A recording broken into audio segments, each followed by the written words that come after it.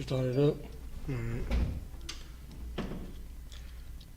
Shalom, Israel. We the I.S.U.P.K. coming to 1 West 125th Street under Commander General Yahanna. We got a school here. It's 3353 Glenwood Road down here in Decatur, Georgia.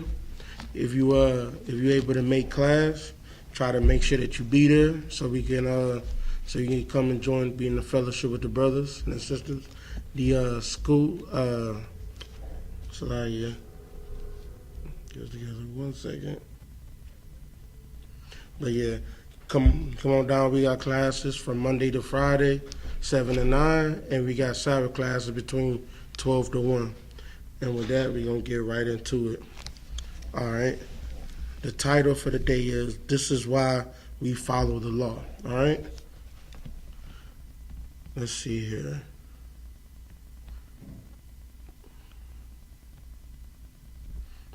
All right, hey y'all, give me Ecclesiasticus.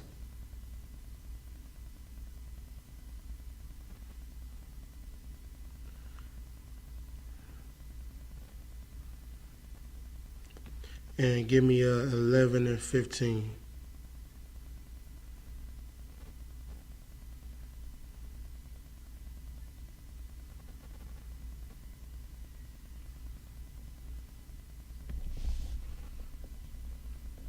You got that for me?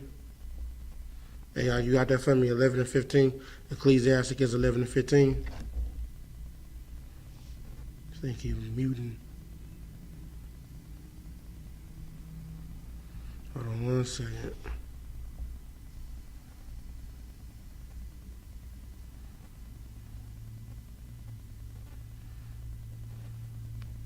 It's a little Uber conference thing. You tripping sometimes.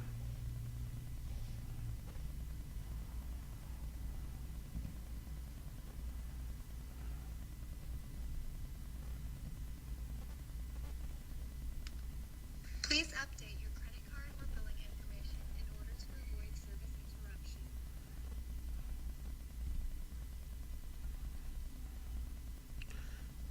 You done? You there? Come on. This is the book of Ecclesiastes, chapter 11, verse 15. All right, read that for me. Wisdom, knowledge, and understanding of the law are of the Most High. So that's telling you right there. Hold on. So stop right there. Wisdom, knowledge. So this is all going into the same thing. Wisdom, you're supposed to have the wisdom of the law and the knowledge of the law. Because if you have the law and you don't take the time to get wise of the law, so you can understand certain things, because you're going to have people ask you questions. You understand? Have people ask you questions like, why do we have to follow this law? What is the purpose of this? What's the underlying meaning of this law? Right?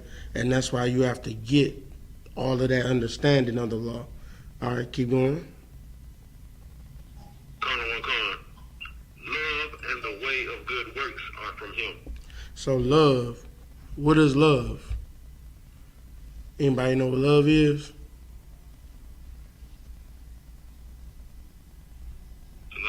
Go ahead. Love is keeping the Most High commandments. Exactly. That's what love is. It goes right back to it. Because what did Christ say? Christ said that he said the law hinges on brotherhood, right? It's basically the law is loving the Most High with all your heart, right? And then also says loving your brother as yourself, right?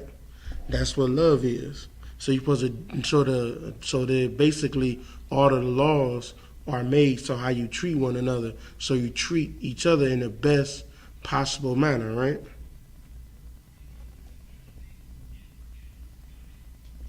Go to 19 and 20 for me.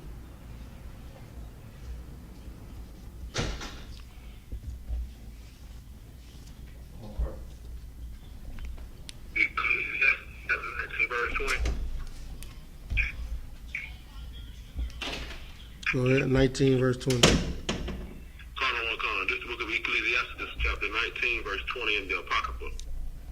The fear of the Most High is all wisdom. So the fear, what is the fear of the Most High? Anybody know what's the fear of the Most High?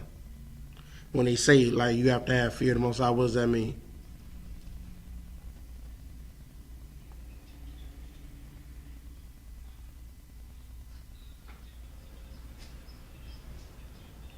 Nobody has an answer?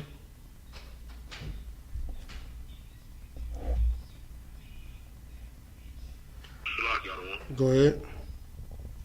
Would the fear be knowing the judgments and not wanting to get the judgments of the law? Shalak? That's part of it. You wanna not have to get the judgments come upon you, because fear, in other words, means like biblical fear is like you have like a high respect for it. You understand what I'm saying? So it's like it's just how black people talk. It's like you walk and people say everybody fears me. It don't mean that somebody you have people in the street everybody feared. It don't mean that you fearful of him just because he walking on the street. It means you fearful of his wrath that he has, right? That this person has. That's what this is black people talk. All right, keep going. And in all wisdom is the performance of the law. So that's what all wisdom is. It's the performance of the law. So you can know the law. You understand? You can know the law. Understand the law. You can research the law all day. But if you don't perform the law, all of that's for nothing, right? That's just like your Christian pastors. They know the law. They know about the whole Bible, right? They know everything in the Bible. They might not have to correct understanding of the Bible, but they know what the law is, right? Exactly, they know exactly what the law is, but they don't perform the law.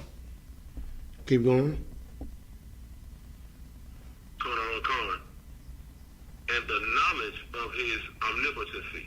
And you also have to have the knowledge of his omnipotency, which means he's the Most High God, right? All right, any questions on anything I just went over?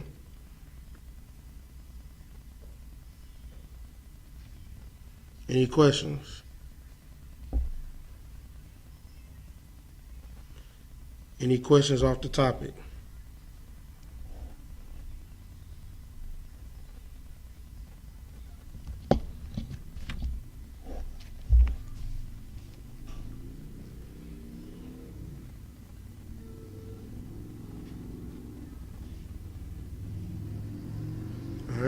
All right, with me, I always ask. I like a lot of participation when I teach. So don't ever hesitate to ask any questions. All right? About the whole Bible, right? Ain't no way. Oh, shit. Trying to send it out. Yeah, crap. All right.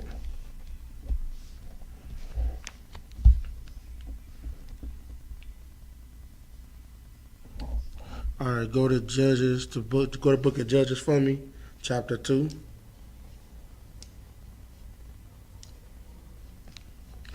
And go to verse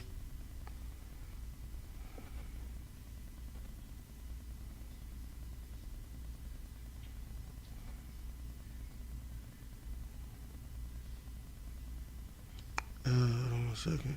Go to verse 10. No. Hold on a second. Let me explain a little bit. This is after Joshua died. Everybody know Joshua. He's the person that was in command or in control after Moses died, right? Joshua's the next person up. So then now he's dead. So now that's where we're going. Keep going. This is the book of Judges, chapter 2, verse 10. And also all that generation were gathered unto their fathers. Mm-hmm. And there arose another generation after them, which knew not the Lord, nor yet the works which he had done for Israel. So after Joshua, there was one generation that came after him. They were still following the law, right? Then another one that came after them, they forgot about the Most High, right? Because it's like anytime we get out of captivity for 5 minutes, we go right back into going against the Most High. Keep going.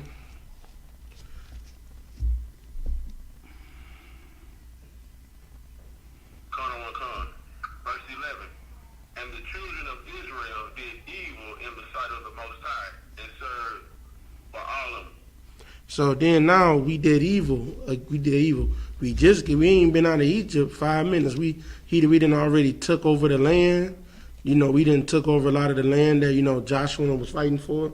We just took over this land, right? And now we going right back and serving another God. Keep going. Verse 12. And they forsook the Most High power of their fathers, which brought them out of the land of Egypt, Mm-hmm. and followed other gods,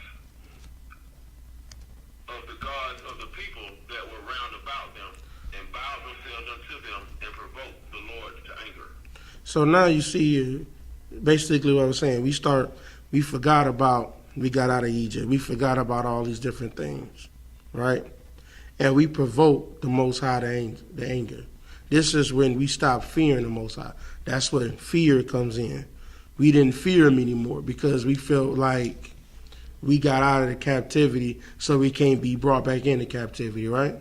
That's why we in captivity today. We thought because, we was ruling in Europe, we was, ruling in, Spain and all these other different countries in Europe, we couldn't be brought back into slavery again, right? Keep going.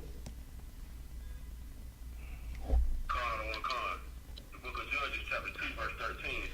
And they forsook the Most High, and served Baal and Ashtaroth. All right, keep going. Verse 14.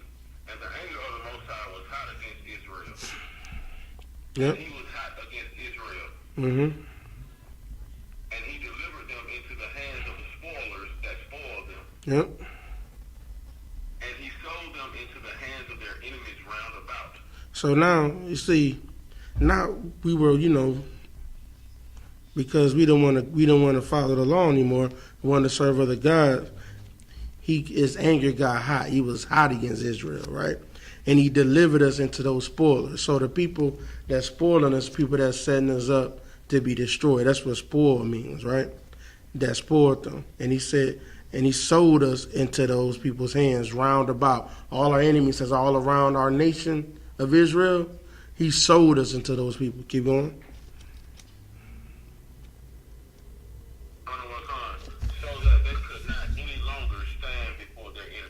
So now we can't even stand against our enemies anymore, right?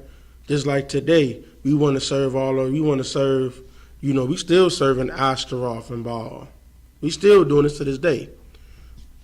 And that's why he sold us in slavery now. We can't come back because we want to keep serving them. So that's what we don't understand. This is where our power is. Our power is not in getting up, fighting. It's not getting any, guns. How you gonna have all the guns when white people make the guns? They make the bullets. They make everything for the guns, and you gonna go fight against them with guns. But the Bible you've been having your whole life. This tells you how you can fight against your oppressor. Keep going. Verse 15. Whithersoever they went out, the hand of the Lord was against them for evil. So now this is like. It's like you ever see like those cartoons where like something happening or whatever, and they got like a black cloud that's raining on, like them cartoons back in the day. They everywhere they walk, you got like a black cloud raining on you and like with thunder and lightning. You know what I'm saying? This is basically what's happening anywhere we go with Israel. That's the best way to put it. Like anywhere we go, you got that black cloud over you, right? Keep going.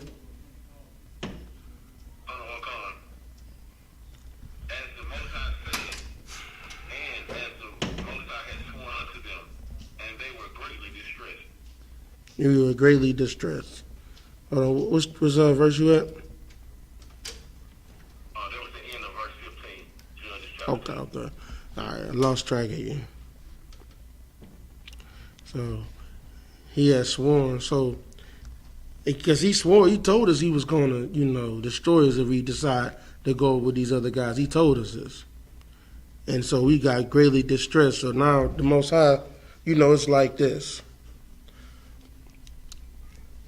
You told these people, just like you tell your kids every day, don't do this, don't do that, don't put your hand on the stove. You're gonna get burnt, right?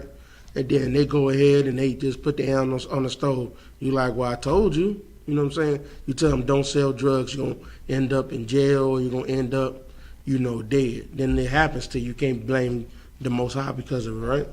Right.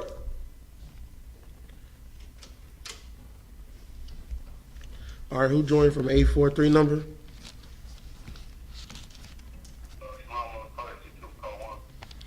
Shalom on Christ. Yahweh Shukran.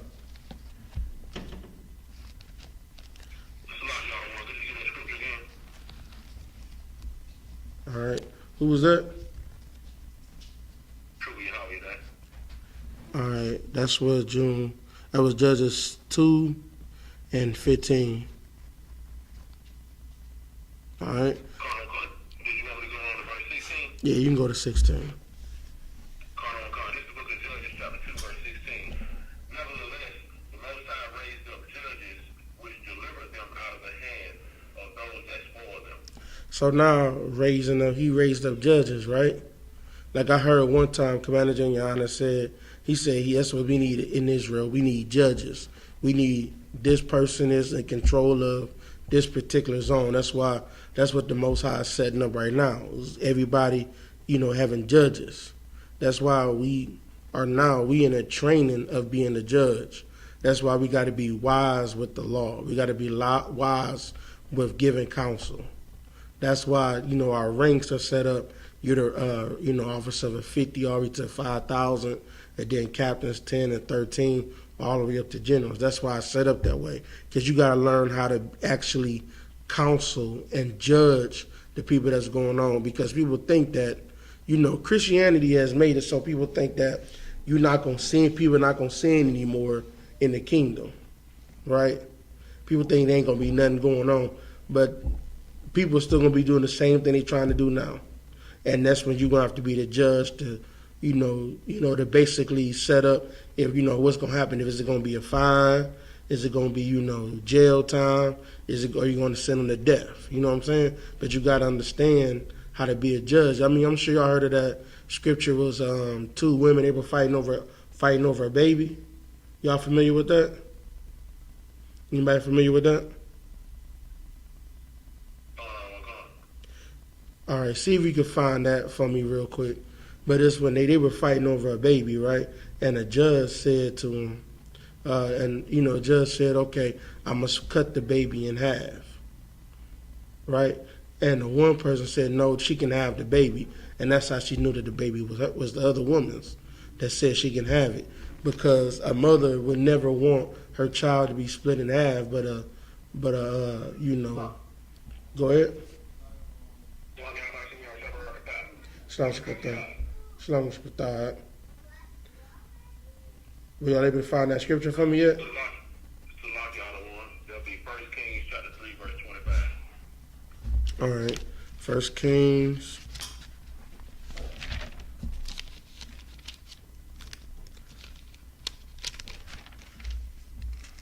The 3 and what? 25. All right.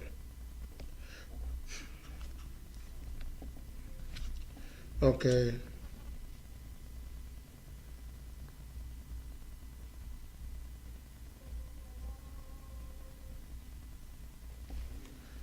Okay, go to verse 16. We're gonna try to go through it. Read that for me. This is the book of 1 Kings chapter 3, verse 15. No, 16. Salakia 16. Mm-hmm. Then came there two women that were harlots Yep. unto the king, and stood before him. Keep going. Verse 17. And the one woman said, O my Lord, I and this woman dwell in one house, Mm-hmm. and I was delivered of a child with her in the house. Okay, keep going. Verse 18. And it came to pass the third day after that I was delivered, that this woman was delivered also, and we were together. Keep There reading. was no stranger with us. There was no stranger with us in the house, save we two in the house. So now, they're saying they both had babies, and there was nobody else in the house. That was it. It was anybody else in the house with them. Keep going.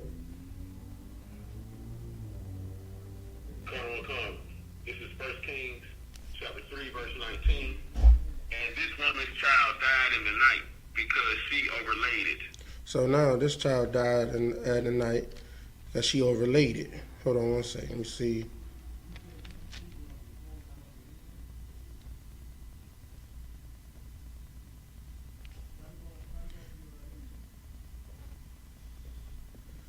Okay.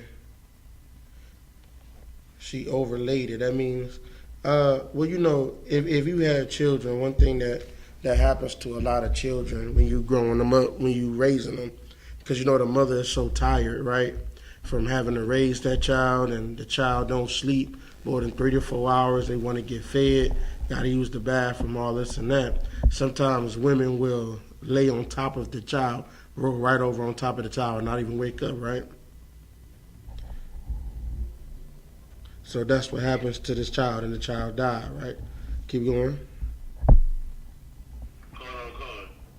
1 Kings chapter 3, verse 20. And she arose at midnight and took my son from beside me while thy handmaid slept. Yep. And laid it in her bosom, and laid her dead child in my bosom. So basically, she went and switched the babies, because now she just found out she just killed, you know, her baby in her sleep. She don't want to be without a child. She didn't, you know, imagine you go through all this process of having a child, you know, 9 months, and, you know, because, you know, an accident in your sleep, you lay over your child, right? And you kill the child. And now she wants to have her baby, right? Keep going. Verse 21. And when I arose in the morning to give my child suck, behold, it was dead. But when I had considered it in the morning, behold, it was not my son which I did bear. So now she rose, you know, to feed her child, right? And she looked to see it was dead. But then she started looking, thinking, like, wait a minute, this is not my child, right? Keep going.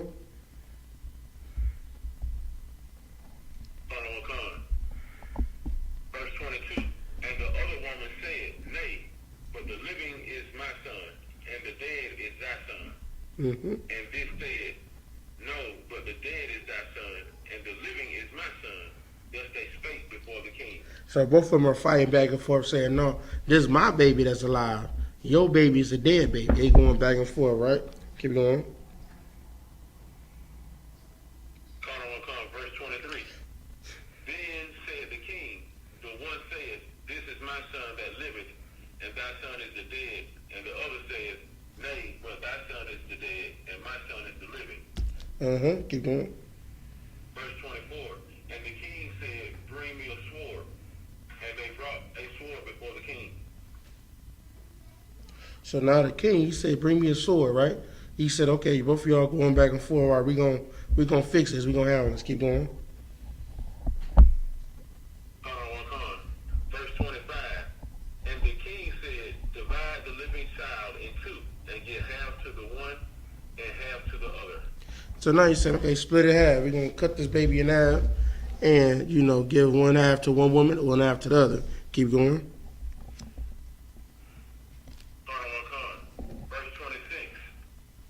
Then spake the woman whose the living child was unto the king, for her bowels yearned upon her son, and she said, O my lord, give her the living child, and in that wise slay it. But the other said, Let it be neither mine nor thine, but divided.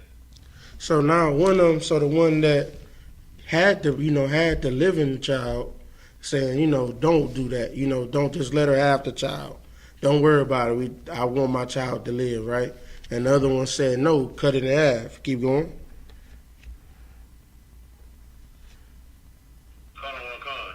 Verse 27. Then the king answered and said, Give her the living child, and in no wise slay it. She is the mother thereof. So now he just gave. So now, okay, right, before you go, read the next one. Read the next one for me real quick. Book of 1 Kings chapter 3, verse 28. And all Israel heard of the judgment which the king had judged, and they feared the king, for they saw that the wisdom of the Most High was in him to do judgment. All right. Now, do anybody know why the woman said to divide it and the other one said to, let her have it? Anybody can explain that in today's terms? Go ahead. Well, I believe, if I'm understanding the story from what I read it some time ago, is that the woman who didn't want them divided was the actual mother, and that she didn't want to see the child. She would rather not see the child hurt, harmed, or split up like that, and that proved that the one who wanted it wasn't the mother. Mm-hmm. But you gotta give me more, because like when I just like how I do in some of the other classes I've taught, I want you to break it down so that everybody can really understand it and get the manifold. Scriptures made manifold, which means they have many folds to it. You gotta always break it down to the point of that there's nothing ever misunderstood. You understand what I'm saying? All right. Anybody else? Go ahead. When I look at this particular chapter and verse, you go back to read verse 26. It says, in the middle of verse 26, it says, "Oh my Lord, give her the living child, and in no wise slay it." That's the thought of a mother that bears that child. She doesn't want that child to come into any hurt, harm, or danger. Because I don't know if you notice about mothers and children, when they first had a child, they count finger, toes, eyes, ears, everything. They count. Make sure that baby is intact. So it's more of the love of the real mother wanting to spare the child, and the what is it? The word Shalaki, the fact that the other mother was hurt that she lost her child and didn't want the other mother to have a child because she had lost her. Shalaki. Exactly, because this is also part of the love you're supposed to have for each other. She had already suffered the loss of having that child, right? So she don't mind seeing another woman suffer that loss like she did. See what I'm saying? That's how he was able to make the wise judgment to say, no, a mother that didn't lose a child would just rather the child just live and stay and keep moving and keep going rather than cut it in half or whatever, because she just trying to take what she can get type of thing, because her child is gone. When you already have a loss, you'll take whatever you can have. So basically, like if you get $100, right, and the person, like you the real person, you got to give it up. Or it might not be a bad example, but let's just say you either got to give it all up or let somebody else have it, or you know what I'm saying, you got to let them have it or whatever. The other person saying, they'll rather take 50 of that $100. They'll rather take half of that instead of losing the whole entire, they already lost it. They already lost their money. They already broke. They'll rather lose that. You'll rather just give it to them and let them just have it, so it's not split up. You know what I'm saying? That's probably a bad example, but that's the best thing I come up with it, right? Then and there.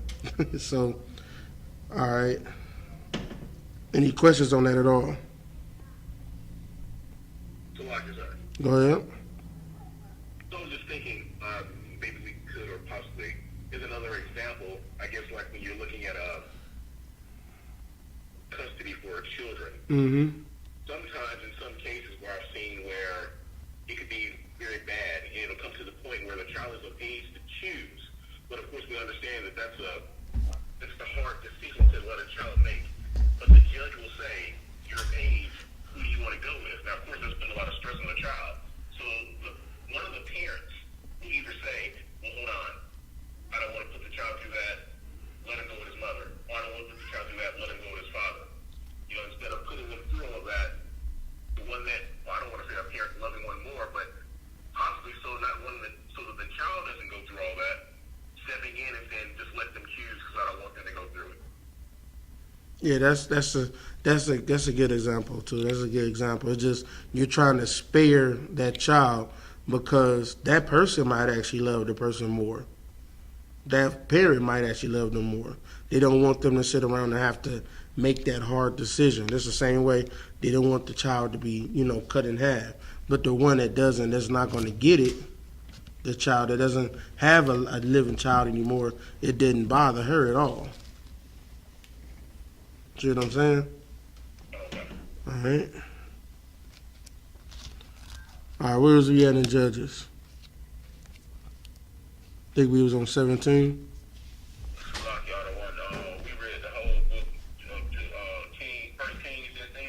Yeah, no, but we was in Judges too. Yeah. When we got through the Judges, we were the end of verse 16. All right, go down to 17. This is the book of Judges, chapter 2, verse 17. And yet they would not hearken unto their judges, but they went a whoring after other gods and bowed themselves unto them. Mm-hmm. They turned quickly out of the way which their fathers walked in, obeying the commandments of the Most High, but they did not so. So they didn't even hearken unto the judges. That's why, like, even now, while we're going around, we're telling people to obey the law, right? We're telling people every Saturday, right? Come back, obey the law.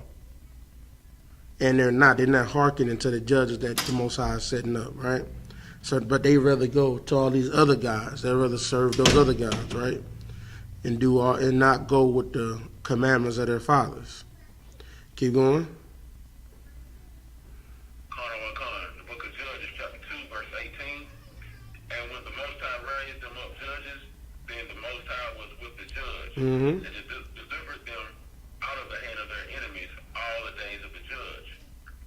But repented the Most High because of their groanings by reason of them that oppressed them and vexed them. So now he raised up a judge. He raised up another judge. And then he showed that the Lord was with him. And he gets them out of the hand of their enemies. What does he got to do first? Get them to start going back to the law, statutes, and commandments. Right? Because they repented. He made you feel bad because of the groanings. They was, complaining about being oppressed by another nation, right? Now go to the next verse.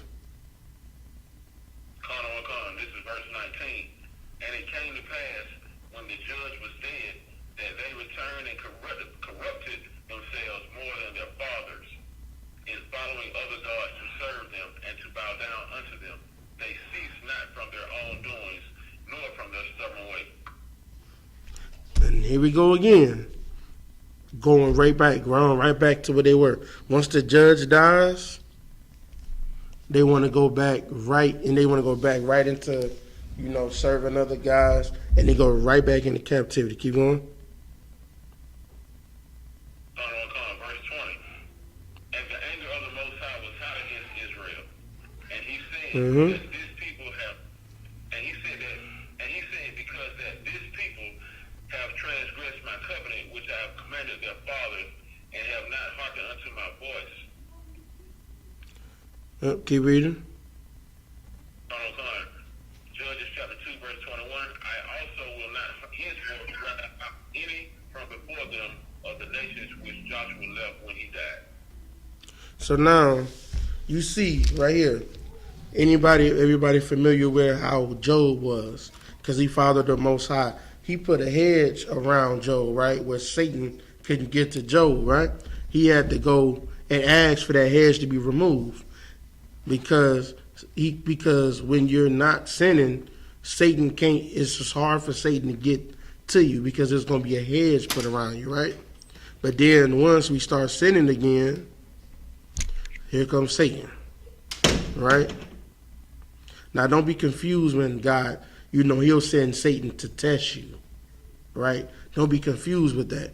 But there's never when the Most High is with you, there's only so far he'll let you go before he deliver you out of whatever captivity you have. You only go but so far. But if you are sinning, he just basically turns his whole head away from you, right?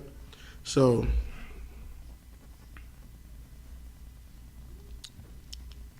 he said he would not henceforth drive out any from before of all these nations, because we took over those nations. We fought and we killed them. We had those nations under our captivity. We was ruling over those nations, and he drove in. The one. Some of them were POWs. Some he drove out into. They drove out into other parts of the land. We drove them out. But now, because we started sinning, he didn't drive them out no more. He took away that hedge of protection, and now they were able to start, coming back, taking their land back. Right? Keep reading. This book of Judges, chapter 2, verse 22. That through them I may prove Israel, whether they will keep the way of the Most High to walk therein, as their fathers did keep it, or not. Just break that down for me, anybody.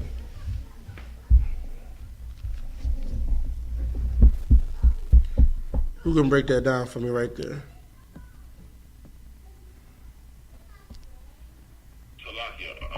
Go ahead. It say in the verse it say, I may prove Israel whether they keep the way of the Most High to walk therein, as their fathers did keep it or not. It's basically what you just said earlier. He left those nations around us, to try to see if we're going to follow them or we're going to follow the Most High. And every time we let the Most High down. You own it. Anybody else?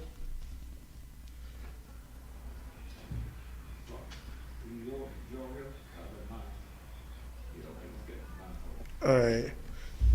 You're right. I'm not going to say you're not wrong. You're right. Absolutely right. But here's what you got to put on there. That through them I may prove Israel. These other nations are what God uses to prove us. So, yeah, they're all around us and everything, right? They're all around us. And he is testing to see who we're going to follow. We're going to follow God or these other nations, right? He's testing us all the time. But through those nations, he's going to prove why he chose Israel. That's what he's trying to prove. He's going to prove Israel to be the greatest nation, right? And he's going to prove whether they will keep the way of the Lord to walk therein, as their fathers did keep it, or not. He's trying to prove that these people that he's trying to prove to all the other nations that this is my people and they keep my law. But we're not following those. We're not following that law at all.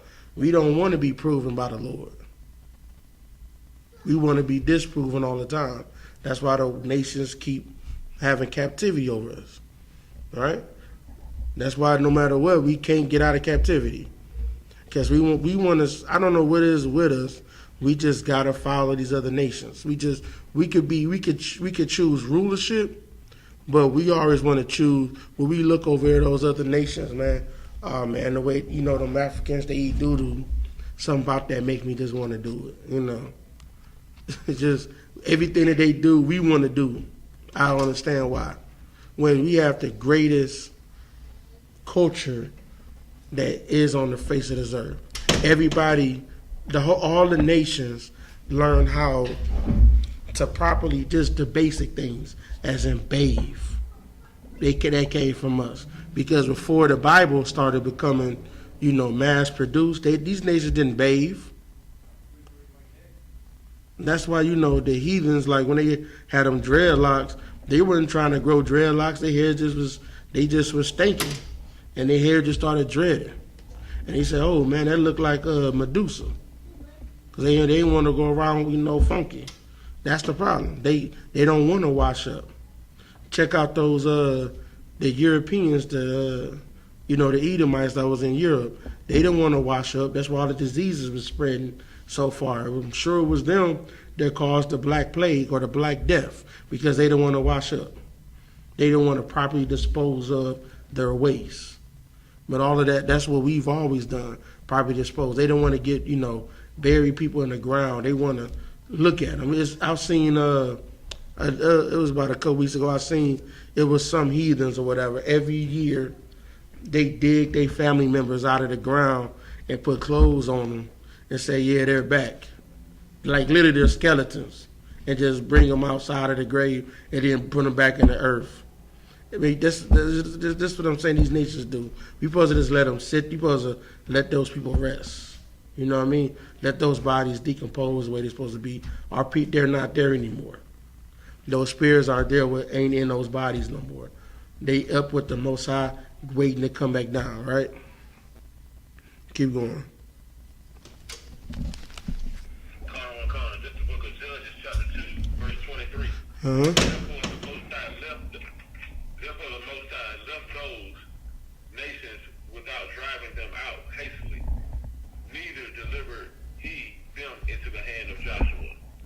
So he left those nations. He stopped, punishing those nations. Like he was on those nations, destroying them. So he without driving them out, he was helping us to drive them out, right? Most High was with us to drive them out. But no, he said, no, I'm gonna stop doing all of that because you don't know who you're serving.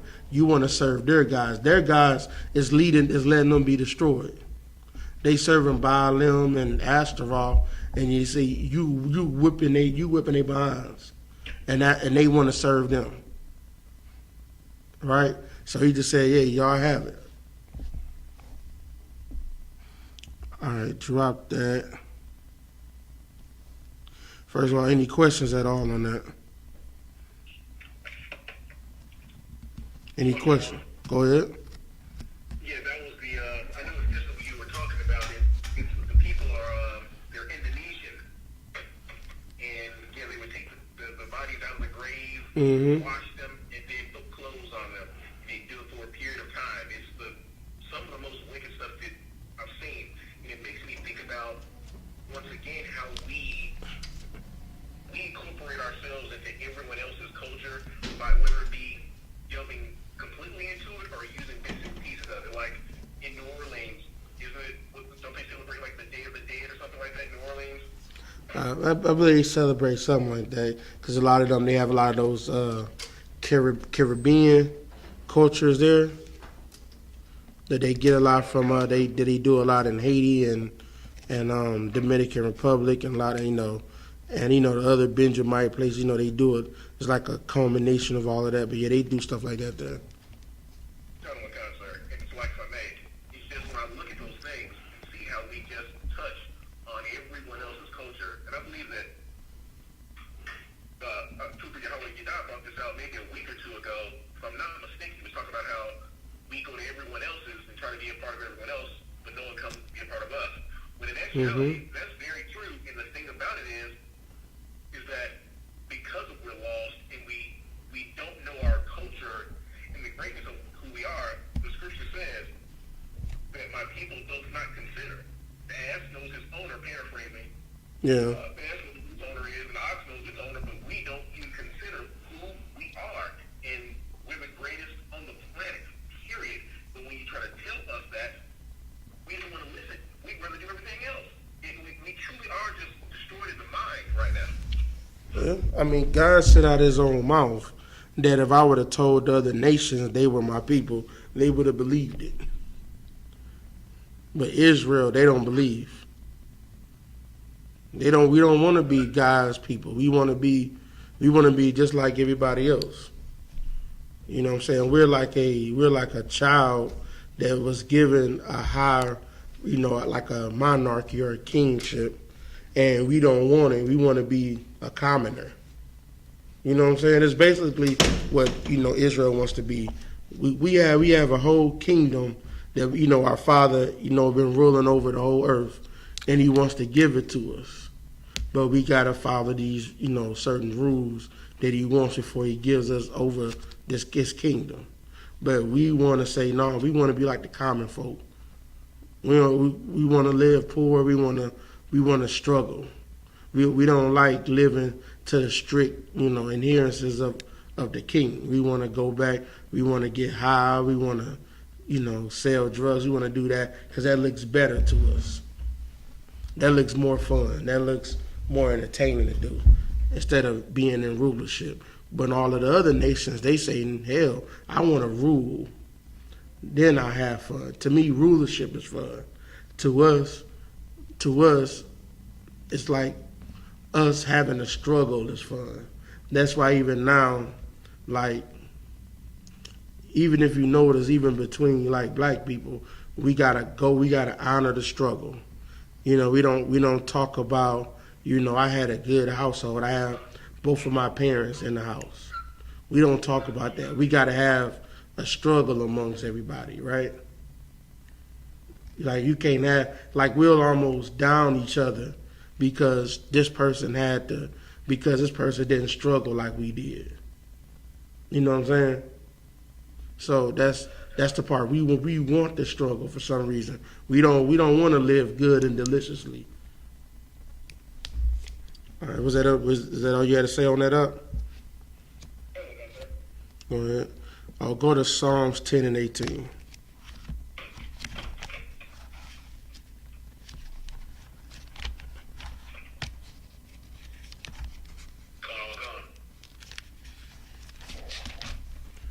All right. Hold on 1 second.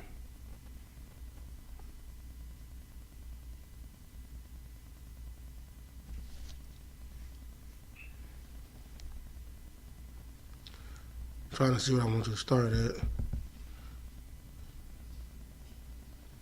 All right, you can go right there, 18. Come on. This is the book of Psalms, chapter 10, verse 18. To judge the fatherless and the oppressed, that the man of the earth may no more oppress. Those other nations, right? They judge the fatherless and oppressed. And that we gonna make it so that the man that does that, he will no longer be we gonna judge him. He gonna get the judgment. He no longer gonna be able to oppress us and judge us. That's your so-called white man right there. He literally wants, like, he'll set it up. He'll take all of the crafts and stuff, all of the trades out of the schools.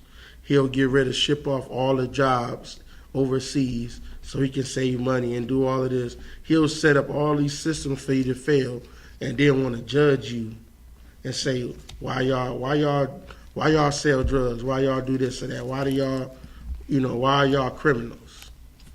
But they set up everything in motion to make it so that we have no choice but to be criminals just to survive. But the point of what we're supposed to do is we're supposed to never fight. We're supposed to hate serving our oppressors so much that we say, you know what? I don't care if I die. I don't care if my whole family dies. That sounds radical. I know it sounds rough. It sounds unchristian like. That's the thing. God, he doesn't like Christians. He wants you to say, you know what? I don't care if I die and my family die. I will follow this law for the rest of my life. That's what God wants. And when we come and start doing that again, that's when we gonna come out of this captivity. Read that for one more time.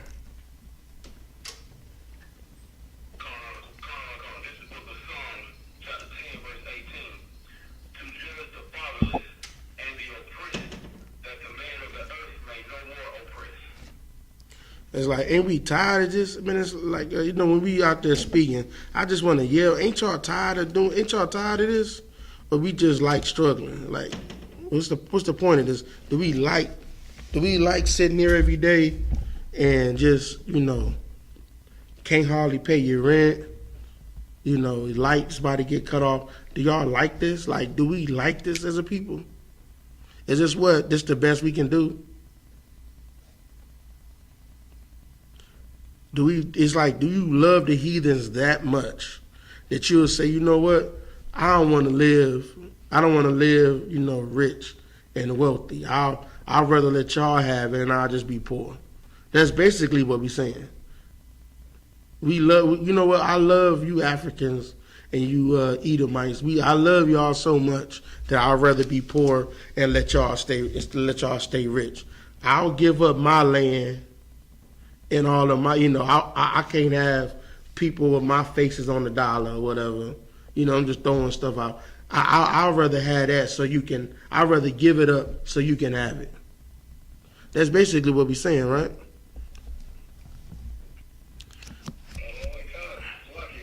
Go ahead. Can you use the scripture where it says, how long will ye love simplicity? Yes, you can. Go to that for me real quick. Where's that at? I have to look it up online. I'm just paraphrasing. Yeah, I don't know what's in there. Hold on 1 second.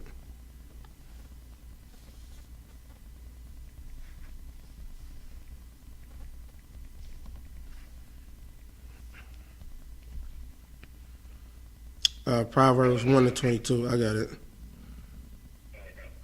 Read that for me. Proverbs 1-22. Go on, God. Look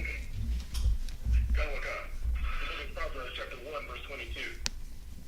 How long, ye simple ones, will ye love simplicity? So he said, how long will we love simplicity?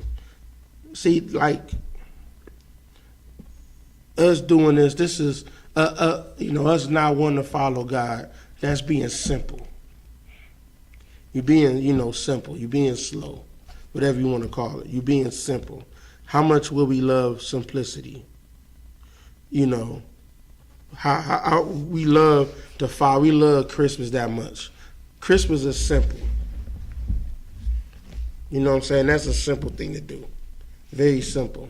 You just go, you give a couple gifts, you sing carols. That's simplicity. But instead of going, if you wanna go and follow the Feast of Dedication, that's heavy. You celebrating, you coming and fighting and killing the people that oppress you and taking back your land. That's deep. That's heavy. Ain't nothing simple about that. That's very difficult. But going and hold on 1 second. But celebrating Christmas and New Year's and Thanksgiving, that's simple. You sit around and eat Thanksgiving food. And you say, I'm thankful to have food today. Like you didn't have food yesterday. That's simple. What you got up? That's our Thanksgiving and Christmas. Mm-hmm. It's simple. It's a simple thing. You don't have to deal with the complexities of rulership. You're just being simple. They give you the simple things to do while they go and handle the complexity of rulership. But they want you, what they call it, dumbing down the masses. They dumb down the masses with Christmas. They want you to focus on Christmas presents and getting, Halloween's coming up. They want you to go around getting costumes and think about getting candy. That's simple. When you're supposed to be ruling this earth. That's what you're supposed to. That's why when you come into this school, it's nothing simple about it. You gotta sit back and learn. You gotta learn what they say. You have to first, come in as a baby, and then you got to be weaned from the milk first. That's not simple. That's very complicated. You gotta learn how to take orders first. Then you gotta learn how to give orders. You gotta learn how to, no matter if your brothers, sisters, aggravate you, get on your nerves, you gotta still find a way to love that brother anyway. You gotta, even though you wanna hit that blunt, you gotta still say, you know what, I'm not gonna do it. That's complicated. Christmas, Thanksgiving, you just saying, you know what, all my lusts, let me just do them. All right, keep reading.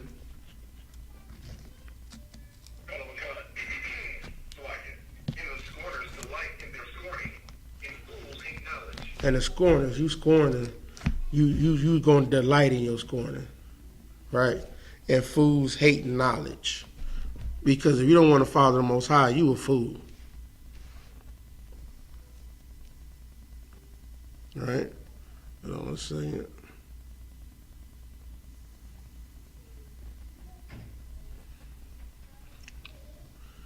All right. Anybody got any questions? Like I said, I like to have people go. I like to have participation in my class. Go ahead. Continuing with the same premise that we're on, the scripture that says, because you hate knowledge, because you hate knowledge, I will also, paraphrasing, I know it said something about, because you hated knowledge, I will also, something your children. Can we also use that to this? Hold on 1 second. Let me get it, pull it up.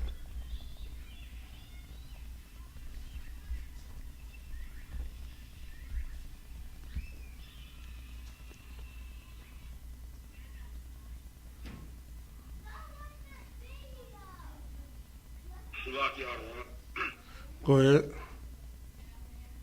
The scripture that Isupk is talking about is Hosea chapter 4, verse 6. All right, hold on 1 second.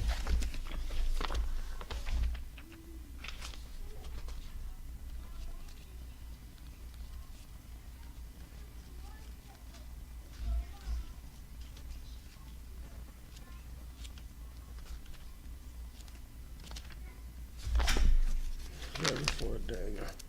Hosea 4 and 6. All right. Go ahead, read that for me. This is the book of Hosea, chapter 4, verse 6. My people are destroyed for lack of knowledge, because thou hast rejected knowledge. Okay. I will also reject thee. That thou shalt be no priest to me, seeing thou hast forgotten the law of thy God. I will also forget thy children. All right, break that down for me, Kasayat. So I can say my man. My people are destroyed for lack of knowledge because thou hast rejected knowledge. Well, I believe what they're saying is that we have, those who we go to, like when we're out there on the streets on the weekend and we're trying to teach them, those who reject us are the people that they're speaking of. Because I will also reject thee, and you'll be no priest to me, because you rejected me giving you this gift. I'm going to reject you, and I'm going to reject your children. All right? But you want to go line upon line when you do it. So, see, we're the priests for the Most High, right? Israel is supposed to be the priests, right? We're supposed to be the ones, we're going to judge all of the nations, right? Well, that's what a priest's work is. A priest's work is you're a government official, basically, right? And he said, now, seeing thou hast forgotten the law of God, because that's just like right now. Well, it would be, and if we had a righteous society, let's say if the police started shooting people down, right? They're supposed to be fired, right? They're supposed to lose their job. Like if anybody in the government starts not doing their job, they're supposed to be fired. Same with like politicians, you're supposed to be able to vote them off, right? Vote them out because they're not doing their job. But because we're not doing our job, which is teaching people the law of God, teaching our people the law of God and enforcing it as priests, now he's going to forget our children.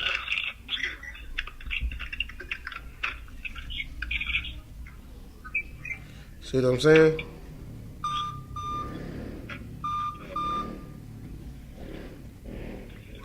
All right, now I don't mind you having your phones unmuted, but you can't have a lot of background noises coming in. All right?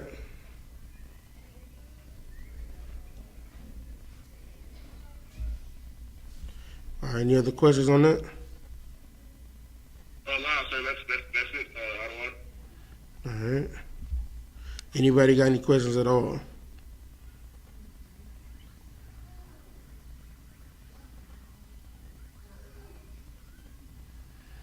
No questions even from the sisters?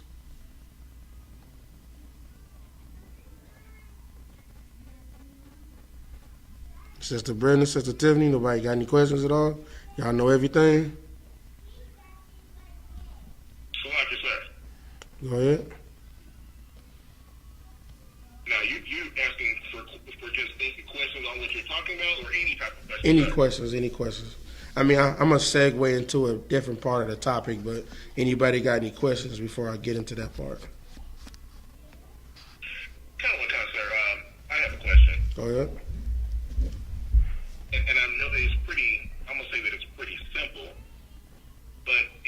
book of Numbers, chapter 27, verse 16. All right, hold on 1 second.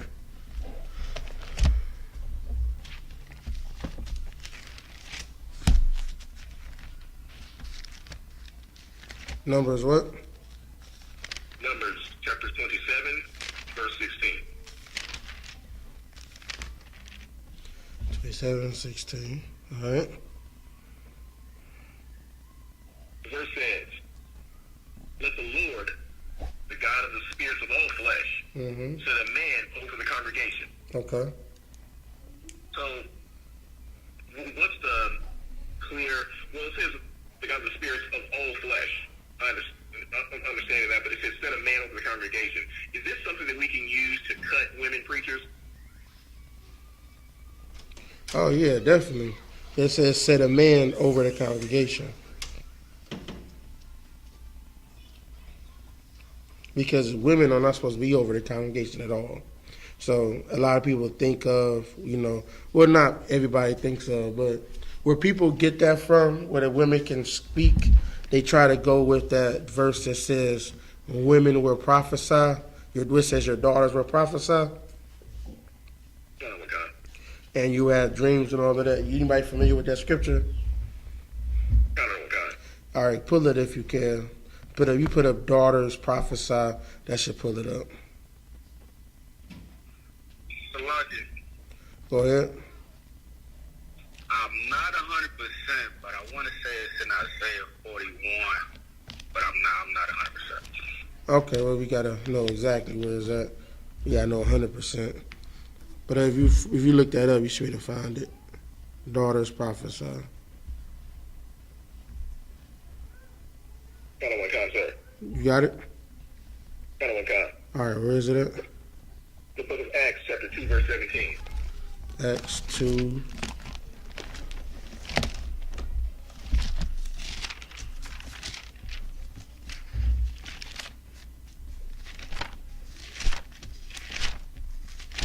You said 2 and 17? Kind of one kind. All right. It's Go like, ahead. sir, if I may, Mm-hmm. yeah, we spoke about this. Well, no, it wasn't you, Adon. It was someone else who spoke about this last week. But I'll read this because I have another verse that I want to ask about in Ezekiel as well. But I'll go ahead and Okay. read this one. All right, go ahead. The book of Acts, chapter 2, verse 17. And it shall come to pass in the last days, saith God, I will pour out of my spirit upon all flesh, Mm-hmm. and your sons and your daughters shall prophesy. So, And your young men shall see visions, mm-hmm. and your old men shall dream dreams. All right. What that's telling you is that he's going to pour out his spirit upon all flesh. He's going to put war on all flesh. So they're going to be warring and fighting. Now, like I said, certain scriptures are manifold. So he's going to be pouring out war. He's also going to pour out his spirit of he wants us to try to come together, as in he wants us to start trying to, speak and to prophesy. That's why I said it right there, the next part. And your sons and your daughters shall prophesy. That doesn't mean that your wife is prophesying the same way that you do. It's the same way as in being a parent. Do you parent your children the same way your wife does? No, right? You don't, because women or men are different. We don't do things the same way. So what men do as prophesying will be will go out on the streets and prophesy, right? The women, when they tell their friends and family members that come to class, that's them prophesying. They're saying we're Israelites and we need to follow the law. That doesn't mean that they're teaching people. They're just saying what we need to do, and you need to come to class and learn the truth of the Bible. That's them prophesying. You understand? That's them prophesying. And your young men shall see visions. So that means while we are out there prophesying, y'all brothers aren't officers yet. When you're out there prophesying, you're going to see visions of different things, and you're going to be prophesying yourself, right? And your old men shall dream dreams. Your old men means your people of high wisdom. They're going to have dreams. Like this is like comparing to like Commander Yahanna. He's like, for lack of a better term, the old man. he'll have people in his stature will have dreams. So they'll see dreams of their visions. That's why, a lot of times when people got older, that's when he would have dreams. Like, I can't think anybody off the top of my head, but they'll have dreams as they get being older men. They'll start having dreams and stuff like that. All right. All right. What was the next? Ezekiel 34:1, and I'm believing that I know the answer, but I'm just making sure. 34, Ezekiel 34 verse 31. 31st and 30. Say it one more time. Ezekiel 34 and 31. 34 and 31. Okay.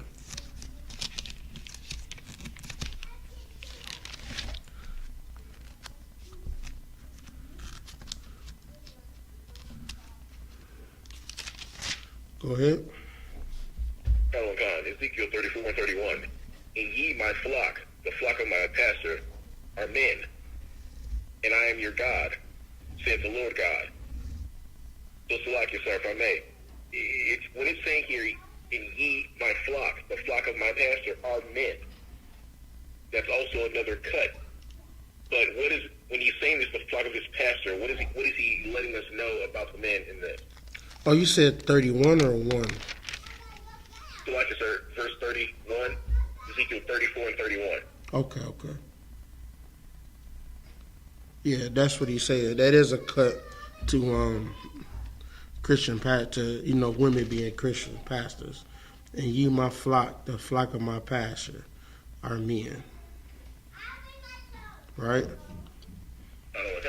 I think it's even saying somewhere here. Salakia, sir. Hold on one second. But yeah, the flock of his pasture are men. These are the people that's supposed to be leading.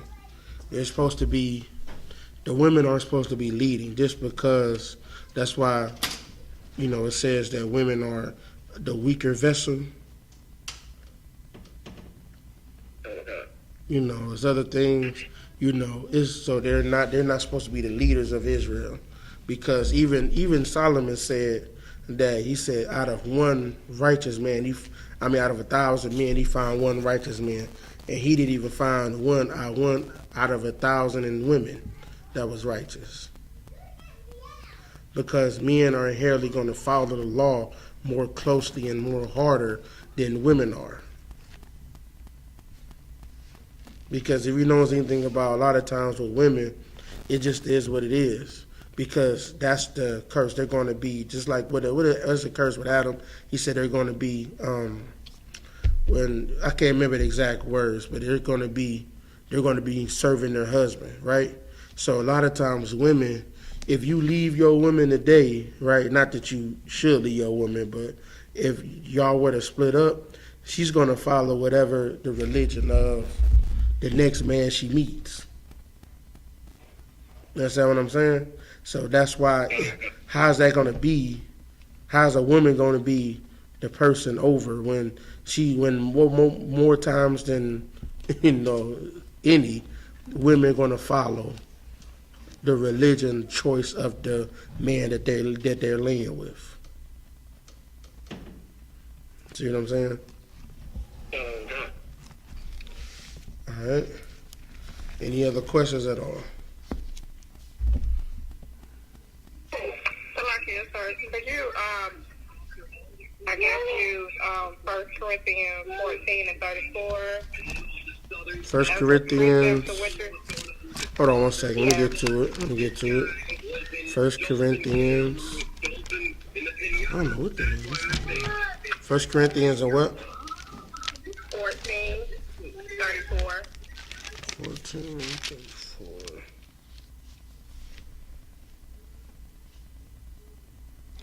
Okay.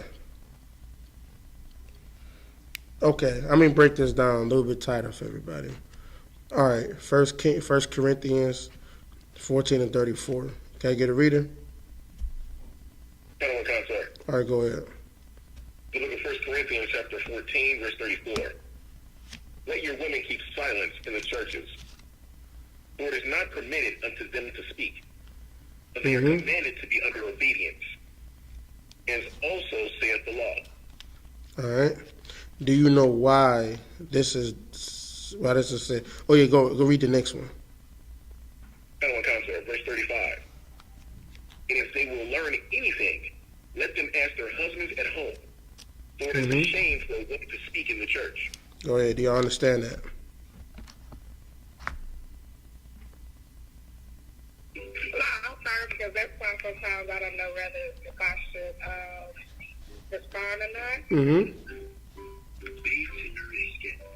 Okay. All right. I'll help you out with a little bit. All right. Let your women keep silence in the churches, for it is not permitted unto them to speak. Right? That's all right. It's not permitted for them to speak. Okay. When it comes down to that, you got to understand the spirit of it. Are you asking a question, or are you trying to teach? You know what I'm saying? There's different spirits when it comes down to any answer to any kind of question that you have. If you're generally trying to ask, but you're a sister that's already married, right?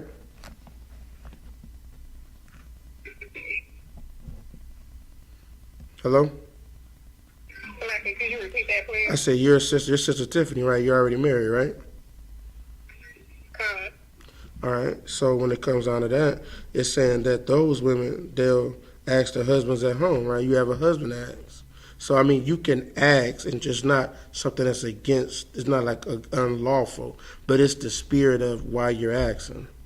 A lot of times when you go to a Christian church, you have women asking questions, or you have women not really asking a question when they're trying to teach. See what I'm saying? So are you, when you're asking a question, are you trying to teach? Or are you trying to take over the class? Or are you generally trying to know? Generally trying to know. So if you're in that spirit, then it's not an issue for you to ask a question. See what I'm saying? But now what it's saying, it's certain things that you do to try to keep. Now that doesn't mean that you're supposed to speak every 5 seconds. You can say one question or certain things if you want to get a real deep breakdown. Or if, like, say if I'm going over something, right? I'm going over something right now, and you don't understand this part of it. You can ask that question because I might not have gone that over deep enough for you to understand it. You can ask that question. See what I'm saying? But if you want a complete breakdown, you got to get that from your husband. Now, with a sister Brenda, for instance, I'm not sure, but I don't think she's married. There's no issue with her asking a question because she has nobody to go home to. If she, in that sense, to ask the question. She doesn't have a husband to go home and ask that question to. For in that case, women that are single, in that case, their husband is the school. So she asks the school, the questions. See what I'm saying? So yes, you can ask questions, but if like I said, you can ask like things on the topic or whatever, because it's what it is. If the generals allow you to do it and the generals allow sisters to do it, then you can do it. So that's how I go with it. All right. But the spirit behind this, I'm gonna explain the spirit behind this that I was told by General Hyman. The spirit behind women doing this, it's a Christian spirit, and here's how it goes. We want our brothers to teach their women because you don't want a Christian pastor to be teaching them. Because if you know things about Christian pastors, like I'm sure you've seen in church before, right? You've seen women that won't cook their own husband something to eat, but they'll cook something for their pastor, right? So because that person is teaching them. This is something you don't want to have men just going out teaching your wife.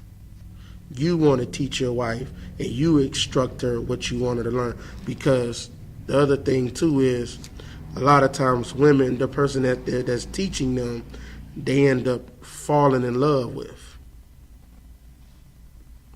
See what I'm saying? Because like when women, they'll see that person of teaching as a, like, with men, we like women that look a certain way, but women, they have like a lust for power. So if a man is teaching and he seems to be powerful, that would make the woman want that man, right? So that's why you go and you teach her, because the man will always be the person that's in power over his woman.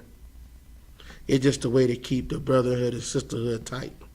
So when it comes to that, you got to look at it as, yeah, he's speaking on different things, but he's talking about certain things that's going on in Corinth, because that's who he's speaking to in Corinth when he's writing this. You understand what I'm saying? Okay. All right. You got any questions on that? Nuh-uh. All right. All right. Where was I?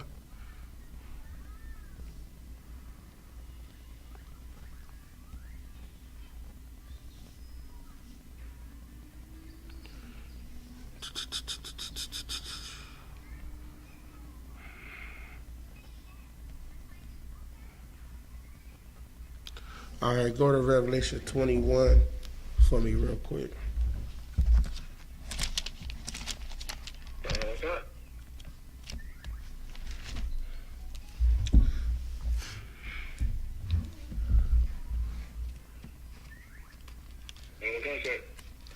All right. Go ahead. Starting at verse 1, sir? Yep. The book of Revelation, chapter 21, verse 1. And I saw a new heaven and a new earth. Mm-hmm. For the first heaven and the first earth were passed away. Yep. And there was no more sea. Keep going. And we'll come verse 2. And I, John, saw the holy city, New Jerusalem, coming down from God out of heaven, prepared as a bride adorned for her husband. So now he's talking about, he's seeing Jerusalem coming down. This is heaven, a new earth, right? All the other stuff was passed away. All the destruction already happened, right? And he see Jerusalem coming down out of the sky. And he's saying like a bride adorned for her husband. Like it's the same way as a woman, when she's getting ready to get married, she gets all, prettied up, gotta get her hair and nails done and put jewels all over her. That's how Jerusalem is coming, right? Okay. Go to verse 3. Verse 3. And I heard a great voice out of heaven saying, Behold, the tabernacle of God is with men, Mm-hmm. and he will dwell with them, Yep. and they shall be his people, and God himself shall be with them and be their God. So now he heard a great voice out of heaven. So now he's saying it's with me. Who is he talking about? He's talking about the Israelites, right? He ain't talking about everybody else, right? And he's gonna dwell with us, and they shall be his people. We're gonna go back to being God's people again, right? Keep going. Verse 4. Verse 4. God shall wipe away all tears from their eyes, and there shall be no more death, neither sorrow, nor crying, neither shall there be any more pain, for the former things are passed away. So now he's saying there's not going to be any more death. Can you break this down for me real quick? Go ahead. Well, we understand that there's going to be death in the in the kingdom, or as people are going to still to die, but it's going to be honorable. An honorable death. It will be as death is today, or as death is now. Mm-hmm. All right, I help you to break that part down. When you break it down, go ahead. I just want to try to see if I can get it before you get a breakdown of it on that part. Well, no, I wasn't going to break that part down, but I was going to just tell Kasayad, when you say break it down, you want to always give a real world example. So you want to say how the white man is, right? When they people die, they say, man, he died doing what he loved. See what I'm saying? It's a whole difference when they people die. It's not like when our people die. It's like, man, damn, we done lost a real one. It's like it's like we just went down into a deeper level of hell, right? But when white people die, they're like, oh man, he's good now, he's at rest. It's almost like they're happy for him. You know what I'm saying? It's just like that time. But for us, it's like hell. Like, this person that died, man, he have to deal in all of this hell. You know what I'm saying? This is a different old part of dying compared to when white people die. Keep going. I mean, you can go ahead. You want to say up? So like y'all don't want if I may. What I got from that, and there shall be no more death. It's like in the Apocrypha when they say the breath of life is the law and the commandments and statutes are Most High. So when it says like there'll be no more death, meaning it won't be no more ignorance of the law. You will know what the law is talking about. You will have that breath of life in you. So like, Yep. There you go. There will be no more death, neither sorrow, because that person is going to be coming back. So it's not going to be pain, because those former things of us suffering have passed away. We're not dying in the streets by police no more. See what I'm saying? So it's not going to be sorrow. You just going to be like, hey, well, he'll be back in in a generation or two. He'll be back. Right? so like, Go ahead. With this verse, it really points out to why the Christian things, and of course we all thought at one point, why once we died, when we went to heaven, so to speak, that we would live forever. Because when we read this saying that there would be no more death, we're simply looking on the surface of it, thinking that there won't be any death. But I believe if we go into, I'm not exactly sure, I just know that from my reading, I think in Isaiah, it not only talks about death in heaven, but it also talks about how there will still be children being born. Yep. I thought that was really heavy.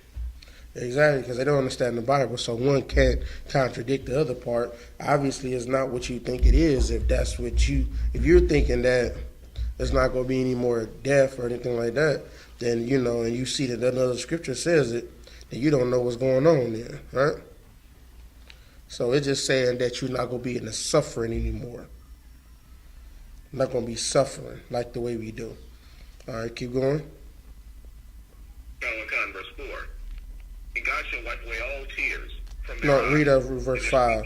Verse 5. So like you said, verse 5. He that sat upon the throne said, Behold, I make all things new. So you're going to make all things new. So that family members that died, they're going to come back, right? Keep going. And he said unto me, Write, for these words are true and faithful. Verse 6. And he said unto me, It is done. I am Alpha and Omega, the beginning and the end. Yep. I will give unto him that is athirst of the fountain of the water of life freely. So he said he's gonna give that person who wants the life, wants the law. He's gonna give it to that person freely. All right, hold on 1 second.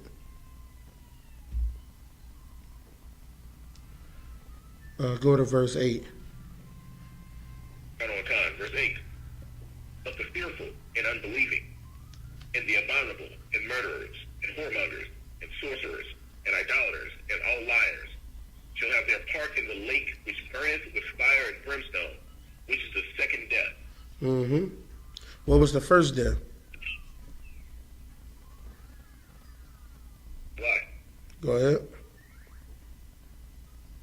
The first death was, if I'm not mistaken, so that would be us dying being just in our flesh.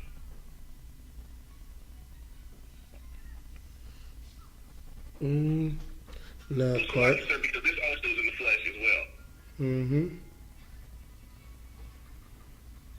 Now you got to think about it as these people were the ones that didn't want to. That when Christ was coming, they died because they wanted to keep fighting all of this, right? And they're gonna go through a second death, and they're gonna die again, right?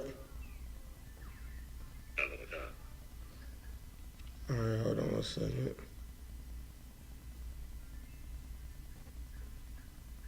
Because, Christ killed him because he said he was going to, when he said his vesture was going to be dripped, was going to be red, Christ killed him.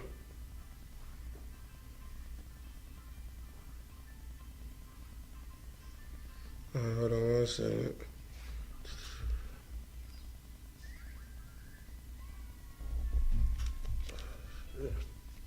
Go to verse 13.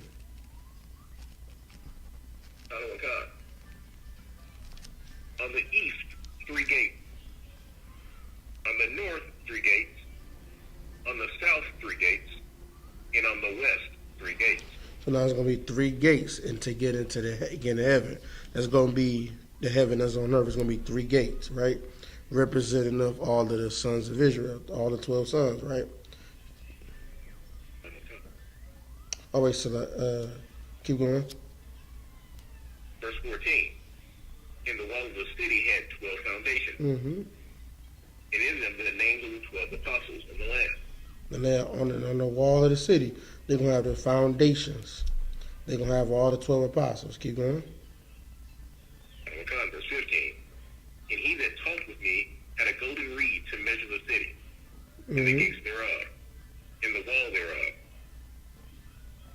Verse 16. Okay, you don't have to go through all the measurements. It's gonna be a big building, right? Go to verse 18. And the building of the wall of it was of jasper, and the city was pure gold, like unto clear glass. Yep. So now I'm saying the building of the wall was of jasper, and the city was of pure gold. So now that all of these things are gonna be pure gold, it's gonna be the nicest like building that you're gonna have. This is representing like the temple and of the kingdom of heaven. Keep going. Verse 19. And the foundations of the wall of the city were garnished with all manner of precious stones. So it had all precious stones. You had diamonds and rubies. All of the precious stones was going to be garnished all over, right? Keep going. The first foundation was jasper. Or you can drop down to 21. It's just saying which one, all of the different, what they were all going to be made out of. Keep going. Go down to 21. Verse 21. And the 12 gates were 12 pearls. Mm-hmm. Every several gate was of 1 pearl. And the street of the city was pure gold, as it were transparent glass. So now the street of the city is going to be all pure gold. It's going to look like a sheet of glass. Going, right? Keep going. Verse 22. And I saw no temple therein. Mm-hmm. For the God Almighty and the Lamb are the temple of it. So in the middle of it, it's the Lord, the Most High and Christ were the temple of it, right? Keep going. Verse 23. And the city had no need of the sun, neither of the moon, to shine in it.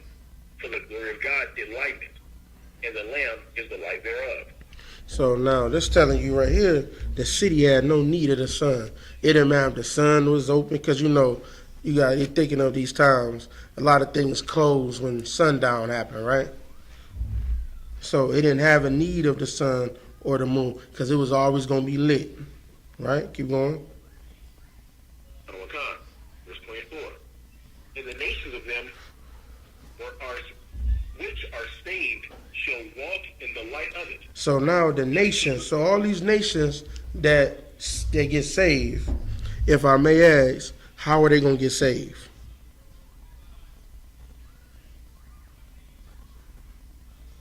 How are these nations going to get saved?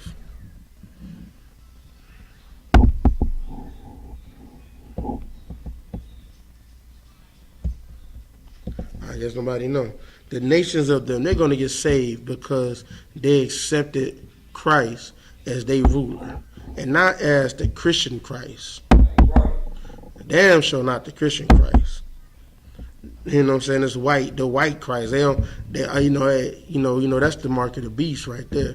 So it's not talking about that Christ, but they accepted Christ as their ruler, and the Israelites as their rulership. So they get saved, right? Not saved in the same manner that we get saved. There's always a difference between, Israel and the heathens. So they get saved as in they're not going to die. So they're going to come in and they're going to be handmaids and servants. Keep reading. Son Khan. And the kings of the earth do bring their glory and honor into it. So that all the kings of the earth, all of the other kings of the earth, they're going to come and bring their honor and glory. That means their gold, their money, all their resources is going to come to Israel, to the New Jerusalem. Right? Keep going. Read. I'm slight. What you want to say? Can we precept what we're talking about right now with Isaiah chapter 60, verse 3 and 4? Hold on one second. Isaiah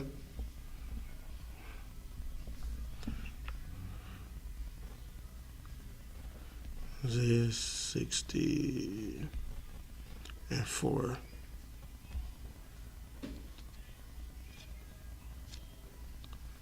You said 60 and 4? 60 and 3 and 4. Verses 3 and 4. I think so, but I'm not going to say it. I'm not familiar with this one, so I have to probably check on it. So, but it does look like it, but I'll check for you. I want to be sure before I say something. You know what I'm saying? So I had to check it and check back with you on it. But I think I just gotta, like I said, I just want to be sure. All right. All right, keep reading. Verse 25. And the gates of it shall not be shut at all by day, for there shall be no night there. So that's telling you, like I said earlier, it's not going to be night. It doesn't need to be a night because they're going to be bringing in gold and silver, all of that. So that's this also is a cut to the people that say, like, you know how they say that priest or whatever can't go and you know how, like, we'll go buy food on the Sabbath day, for instance, right? But they don't understand that priests profane the Sabbath day. So that means we don't have to follow all of the exact rules of the Sabbath day like everybody else does. We can still eat and, get food and do business on those days, such as this, because they're coming in with their gold on the Sabbath day. So we don't have a day off to rest. We have to work 7 days out the week, right? We don't have a Sabbath day. Because even we work on the Sabbath day, right? All you brothers work on the Sabbath day, right? Okay. Y'all go, it's going to speak, that's work, right? They ain't sitting down with your rib watching TV, that's work. Troopers, they gotta load up the whole van. So you saying they can't do that? So this thing right here, this is being a priest. You're gonna take that gold. You're gonna get that gold even on the Sabbath day. So this is like a basic cut to show, to like lead people up to that, to show that priests, we profane the Sabbath day. We gonna still get money on the Sabbath day because we still working. Scriptures say you got to pay the man his wage, right? So you got to pay us because we still working. Right. All right. Go to 26.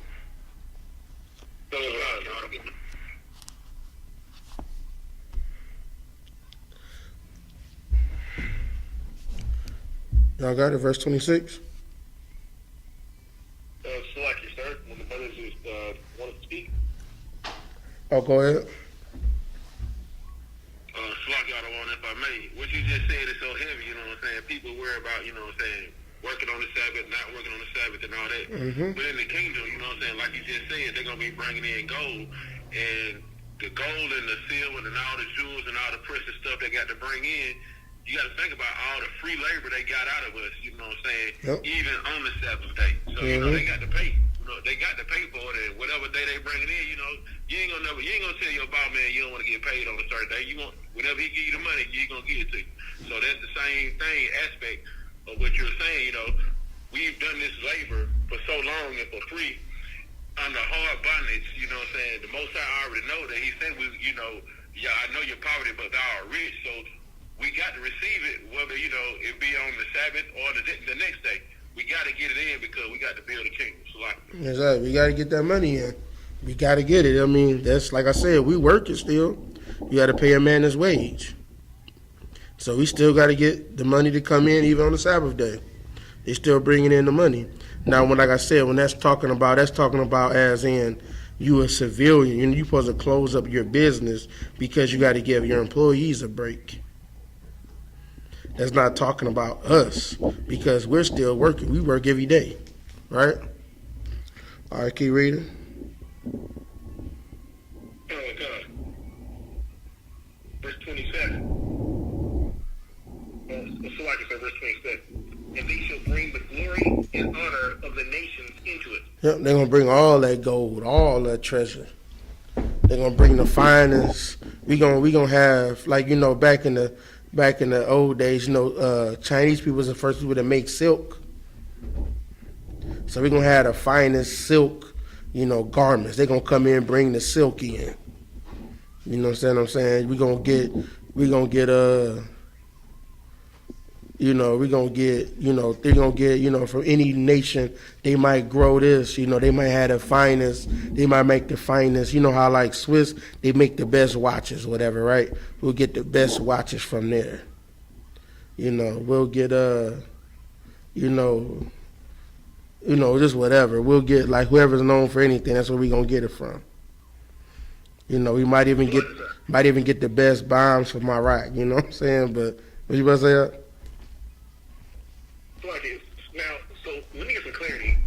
These nations that are bringing this in, who is that? That's all the heathens. So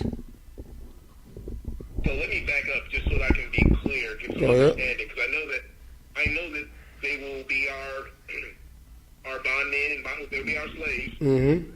So when we were saying, "And the nations of them which are saved shall walk in the light of it," Yep. Is that them that they're the heathen that they're talking about that will be coming to bring us these things? Hold on one second. And the kings and the cities are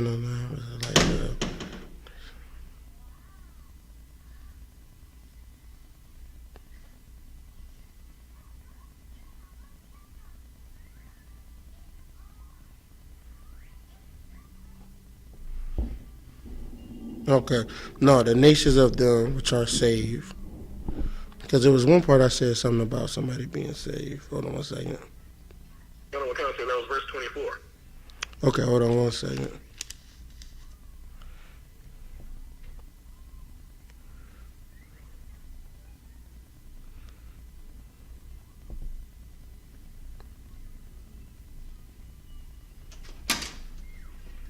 I mean, yeah, there's nations, all the nations. They're coming. They're not coming into the Jerusalem, but they're walking in the light of it. So on the outside of it, they're walking in. They're walking because they're giving all of their stuff to us. So they'll be able to come to the gates, but they're not going to be able to come inside of, like it said, Christ and the Most High was a temple, but it's going to be, you know what I'm saying? This is like, talk that we do, but it's like, that's what it's saying, that, but it's going to be somewhere that they're going to take that gold and silver to, right? Has to be somewhere, right? They're going to take that gold and silver. So that's what the light they're going to walk in, right? Okay, just give some clarity. I mean, yeah, I understand. Yeah. So when we look at this verse, sir, can I then take that? I think in the book of Zechariah, if I'm not mistaken, it talks about how if the people don't bring what they're supposed to bring to us, then we we deal with them. Does that pertain to this? Hold on. Zechariah, do you know where the verse, chapter, and verse it is? I don't know the verse and chapter, sir. It's something that I've read that in the book of Zechariah, when the people are supposed to be bringing us the things they're going to bring us during that time, Okay, that hold on. if we don't do it, it talks about how there will be that death, how we will, we can put them to death. Yeah, I probably had to try to find it. See if we can find it real quick. All right. See if we can find it. So, read verse 27 for me. Or another brother, I know you're looking for it. Maybe your dog can read it. Well, I'll go ahead and read it, sir. Go ahead. Verse 27. And there shall in no wise enter into it anything that defileth, neither whatsoever worketh abomination, or maketh a lie, but they which are written in the Lamb's book of life. Good. So that's what I'm saying. Nobody shall enter into it. So that's what I'm saying. There's nobody going to enter into the actual sanctuary. But yeah, you're going to come into the gates. You're going to come right into the gate, you give that money, and you're going to turn around and go right back to wherever you came from. See what I'm saying? Oh, Salak, yes, sir. Mm-hmm. So what this is saying says that they which are written in the Lamb's book of life, those that are written in the Lamb's book of life are Israel. Yep. And those who aren't in it are, of course, everyone else. Yep. So this is saying that only Israel is in the Lamb's book of life. Yep. And those who aren't, obviously, won't be entering into it. Okay, that's very practical. Exactly. So yeah, but you got to think of it, you can't think of it as literal. You know what I'm saying? Like you say the mailman don't come in, can't come in my house, but he's going to come to the gate of your house and give you the package, right? I know what kind. Yeah, that's what it is. He comes to your gate to give you your package, but no, he doesn't come or he may even come into your gate and drop the package off in the front of the house, right? But he doesn't come into he's not going to come into your bedroom. You know what I'm saying?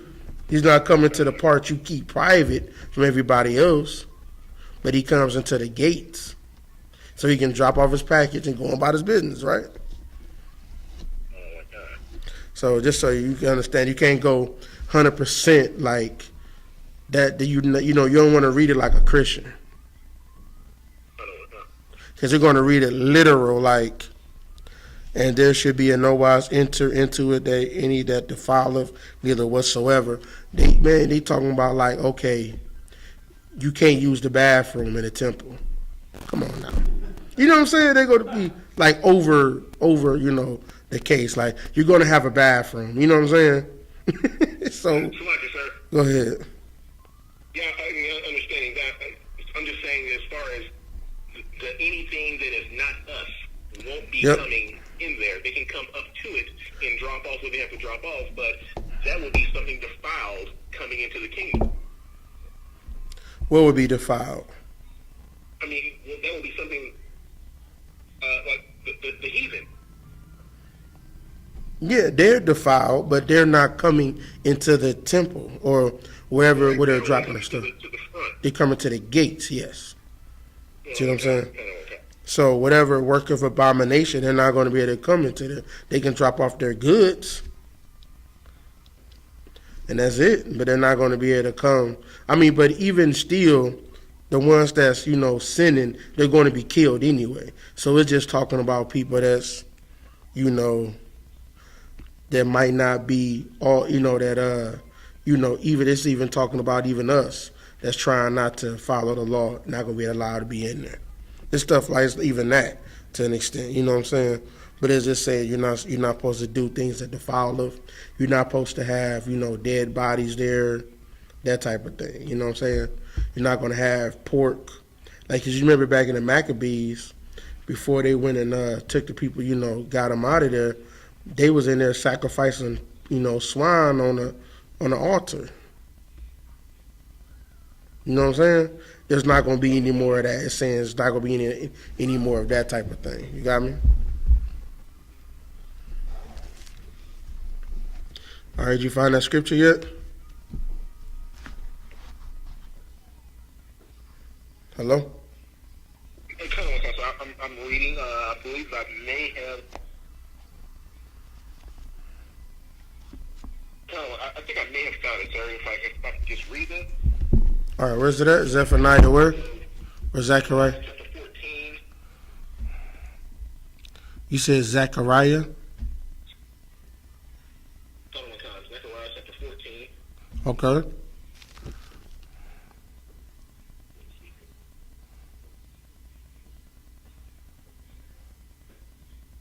And I started verse 16. Let's see here. It says here, and it shall come to pass that everyone that is left of all the nations which came against Jerusalem shall even go up from year to year to worship the King, the Lord of hosts, and to keep the Feast of Tabernacles.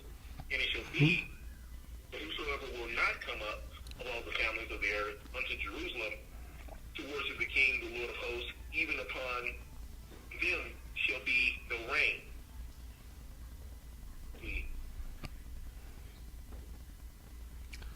Hold on one second. So this shall be verse 19, this shall be the punishment.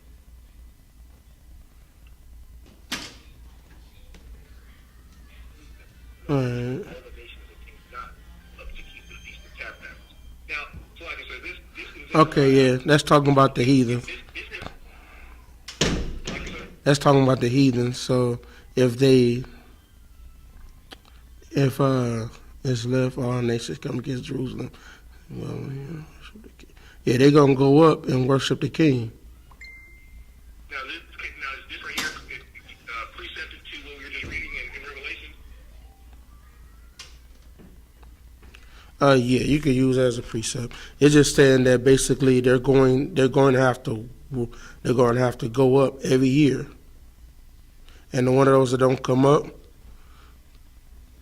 and even upon them should be no rain. So it's saying they're going to have plague if they don't come up and give up their goods, basically. If they don't come and give it up, they're gonna be punished. So they're gonna continue to be punished. That's why they're gonna be happy to give up those goods. They're gonna give all the glory and honor. They're gonna give all their glory to the temple because they don't want this to happen to them. All right. But yeah, you can use that. All right, is that it? Is that it? What can I say? Why? Anybody else?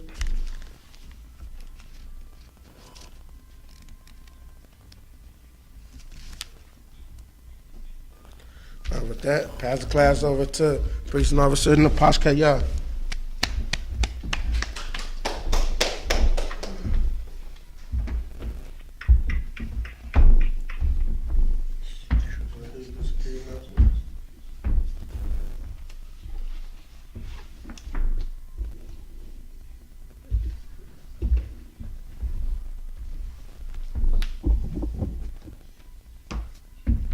Slow. 1 second. Right here. This is the I.S.U.P.K security announcements. We are the I.S.U.P.K started out 1 West 125th Street, Harlem, New York. Rule for a new brother and sister. When a new brother or sister come into the school, they are off limits for 6 months. They are to be saluted only. They are here to share themselves for the world. If they need transportation, the teacher will arrange it. After 6 months, if a brother or sister have an interest in a particular person, he or she must get permission from the head to speak to a brother or sister. There is another 6 months in which the brother and sister will court each other. After this 6 month period, the brother and sister will get permission from the head to marry. Tithes, which is a commandment, Numbers 8, chapter 8, verse 21, Malachi, chapter 3, verse 8 through 10. That means 10 in the Hebrew. My eye shara. 10% of every penny of increase the Lord gives you. Give to the treasury department or teacher. Priest fund, free will offering for priests, not mandatory. Whatsoever amount will you like. The next holy convocation is the Feast of Dedication. That is December 9th, sundown, 7 o'clock. If anyone wants to be a trooper in the school, to start wearing all black, boots, shirt, pants, headband, and scarf. With that, men of Israel Muslim, give a courteous salute. Men of Israel, Isupk, Amaju, Barak, Yahweh Ba'Shem Yahushua Baruch Majabata, Sar, turn to the sisters, grace. Yeah. Cry down like this, head down, 45 degree angle, right over left, and say Barak, put the hand on your chest. With that, men of Israel, give courteous salute to the sisters. Shabbat, Amanju, Barak, Yahweh Shema Yatah Ba'Shem Yahushua. Manjata, hands down, Sar, turn, and clap.